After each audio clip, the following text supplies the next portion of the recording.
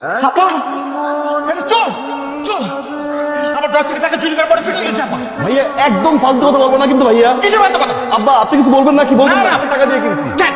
নিব না কি করবো? ডয়ারটা তো ফাঁক করে রেখে গেছিলা। মনে হচ্ছে টাকাগুলো আমাদের টাকাই আছে। আরে বাবা আমার জায়গায় যদি আজকে অন্য কেউ থাকতো, কোনো চোর ঢুকতো, এই টাকার কোনো সন্ধান পাইতো? আমি তো বাইক কিনে নিয়ে এসেছি। আমরা একেবারে চলে যাচ্ছি বাসা ছেড়ে। একেবারে চলে আসছি মানে করবো কি করবো? আপনাদের অত্যাচার বসে বসে সহ্য করবো? আপনার ছেলের অত্যাচার সহ্য করবো? আপনার ছেলে মুরগি দিছে মুরগির টাকা দেনা, মাছ দিছে মাছের টাকা দেনা, সবজি দিছে সবজি টাকা দেনা, আমার অফিসের টাকা আমার ড্রয়ার থেকে চুরি করে নিয়েছে, মোটরসাইকেল কিনছে, আমার বউকে মদ খাওয়া দিয়েছে। আপনার ছেলে আমার বউকে কাঠপোড়া দিয়ে শ্বশুরবাড়ি পাঠিয়ে দিয়েছে। আবার ঠিক আছে হাতে কথা বলছে। এরপরে বলেন এখানে থাকতে থাইকা আপনাকে মাকে আর আপনার গুরুদের ছেলেকে খাওয়াবো? আমি আর খাওয়াতে পারবো না। আপনাকে আমি কতবার বলবো আপনার ছেলেকে বিদেশে পাঠাচ্ছি, আপনি তাকে বিদেশে পাঠাচ্ছেন, আপনাকে কোলে বসাচ্ছেন, আপনি বসে রাখেন, আমি পারবো না। আমি আর বসে বসে কাউকে খাওয়াতে পারবো না। তুই আমাদের খাওয়ানোর কথা বলি, ঠিক আছে তোকে আর আমাদের বসিয়ে বসিয়ে খাওয়াতে হবে। এই সংসার যদি খাবার জোটে তাহলে খাবো, আর না জোটলে না খেয়ে যা যা যা। ভাবি ভাবি ভাবি কি আম্মা? ভাবিরে দেখি ভাবির দিকে করবো না তো ভাবিরে খুঁজতে পারি না আমি।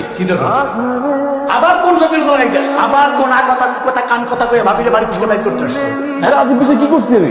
কি করছো তুমি জানো না? তোমার ভাই তোমার বড় ভাই আমার আজে বাজে বকাবকি করে সেক্ষেত্রে চলে গেছে। আর কি চাও?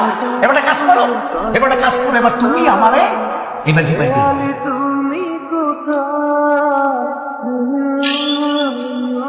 আসসালামু আলাইকুম আঙ্কেল। ওয়ালাইকুম আসসালাম। আঙ্কেল ভাড়াটার জন্য আসছিলাম। 4-5 দিন পরে দিয়ে দেবো। আঙ্কেল আজকে তো 10 তারিখ, আজকে ভাড়াটা দিয়ে দেন। 10 তারিখ তো সবসময় দেই, 4-5 দিন পরে দিয়ে দেবো, ঠিক আছে? আচ্ছা একটু তাড়াতাড়ি দিন, ঠিক আছে আসুন। খুব তো বাড়িওয়ালা পোলারে বললাম যে 4-5 দিন পরে ভাড়া দিয়ে দিবে। কোথা থেকে তুমি ভাড়া দিবা? টাকা তোমার কাছে আছে না আমার কাছে আছে যে ভাড়া দিবা? আমি মানতেছি যে বড় ছেলে একটু বেশি বলে ফেলছে। আরে গায়ে মাথায় হাত দিয়ে একটু বলতে পারতা যে বাবা কিছু মনে করিস না, ভুলে যা সবকিছু। তা না, খুব ফুটানি দেখাইছিল না? যা যা যা যা, তোর লাগবে না, আমি নিজেই সংসার চালাতে পারবো। তাই বলে তো বাড়ি থেকে বাইর করে দিল। এখন এখন কোথা থেকে তুমি সংসার চালাবা সেটা আমি বলো। খাওয়া তো শেষ হয়ে গেল, দুধ কোথায়? দুধ আনতে বলো। দুধ আলাদা নিষেধ করে দিছে। নিষেধ করছো কেন? নিষেধ করবো না? আরে কয়দিন পরে বাড়ি ভাড়া কি করে দিব সেই চিন্তায় তো আমি বাঁচতেছিলাম। দুধ আলা এসে যখন দুধের টাকা যাবে তখন আমি কি বলবো? সেই জন্য আগে থেকে নিষেধ করে দিছে। আপনি হ্যাঁ বাধ্য হয়ে আসছি। আমি আপনাকে কত ফোন দিয়েছি, আপনাকে কোথাও পাচ্ছি না। ঝামেলা ছিল না। ভালো আছেন আপনি? আমি ভালো নাই। আমার সামনের উইকে আমার বিয়ে ঠিক হয়ে গেছে। আপনি প্লিজ আমার এই বিয়েটা ভেঙে দেন, প্লিজ প্লিজ যেভাবে হোক আমার এই বিয়েটা ভেঙে দেন। এখনো পাগলামি করার বয়স আছে। আপনি দেখতে যতটা ইয়ার না লাগেন, ওটা কিন্তু বয়স হয়েছে। বিয়েটা করে ফেলেন। হ্যাঁ আমি বিয়ে করবো, কিন্তু সেটা আপনাকে। আমি আপনাকে ভালোবাসি, আমি সেটা বলতে পারিনি কখনো, কিন্তু আমার মনে হয়েছে এখন এটা বলা উচিত। আমি আপনাকে ছাড়া অন্য কোথাও বিয়ে করতে পারবো না। ভালোবাসা হচ্ছে এক ধরনের ফ্যান্টাসি, আর এই ফ্যান্টাসি মাঝে মাঝে রিয়েলিটির কাছে ফিরে যায়। আমার রিয়েলিটি হচ্ছে আমার মা, আমার বাবা, আমাদের সংসার। ধরে নিন আমার ফ্যান্টাসিও আমার রিয়েলিটির কাছে হেরে গেল। আমি আসলে এই মুহূর্তে বাবা, মা, সংসার এর বাইরে কিছু ভাবতে পারছি। আমি সরি, আপনি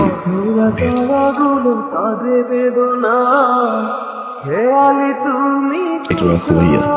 এটা কি? 1.5 লাখ টাকা। 1.5 লাখ টাকা? কেন?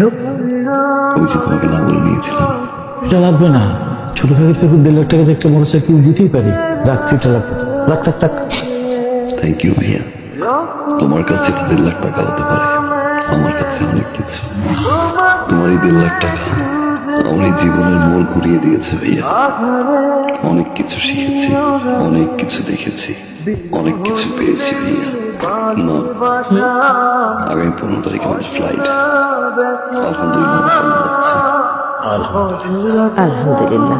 কিন্তু বাবা একটা দেনা ছিল তো। দিয়ে আসছি, যার টাকা তার হাতে পৌঁছে দিয়ে আসছি। খুব ভালো করেছিস বাবা।